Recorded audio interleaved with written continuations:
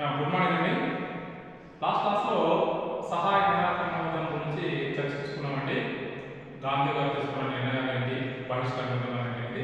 ఇవాళ దాని కంటిన్యూషన్గా ఉద్యమం జరిగిన గమనం ఎలాంటిది సంస్కృతం. ఉద్యమం జరిగిన గమనం ఎలాంటిది ఎందులో మనం ప్రత్యేకించి 1921లో గాంధీ గారు నెల్లూరులోని పెన్నా నది ఉన్న పల్లిపాడులో ఒక ఆశ్రమాన్ని స్థాపించారు. సో వెరీ ఇంపార్టెంట్ అండి. 1921 నెల్లూరు జిల్లా పల్లిపాడులో ఒక ఆశ్రమాన్ని స్థాపించారు. అలాగే ఇదే కాన్సెప్ట్స్లో మనకి ఆంధ్రప్రదేశ్లో కొన్ని కీలకమైన ఉద్యమాలు జరిగాయి. శ్రీరామ పేరాల, ఇంతకు ముందు కూడా చెప్పానండి. శ్రీరామ పేరాల, పెదలంగిపాడు, కండగంట హనుమంతుడి, అలాగే మనకి రంపా విప్లవం. ఈ 4 విప్లవాలు ఇదే సందర్భంలో జరిగాయి. అలాగే మనకు సహాయ నిరాకరణ ఉద్యమంలో ఐసిఎస్ ఆఫీసర్గా రాజీనామా చేసిన వ్యక్తి 1921లో సుభాష్ చంద్ర బోస్ గారు రాజీనామా చేసి జాతీయ విప్లవంలో ఆయన రావడం జరిగింది.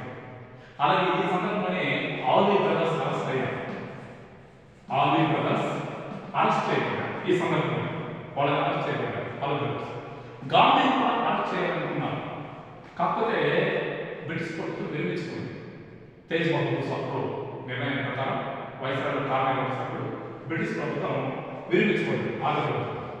ఇలాంటి సందర్భంలోనే 1921లో కొన్ని విద్యా సంస్థలు ఏర్పడ్డాయి. అందులో జమీలియా ఒక విద్యా సంస్థ నుండి 1927లో జమీలియా ఒక విద్యా సంస్థ ఏర్పాటు చేయడం అనేది మనకు ఈ పాఠ్యభాగంలో కనిపిస్తూ ఉంటుంది.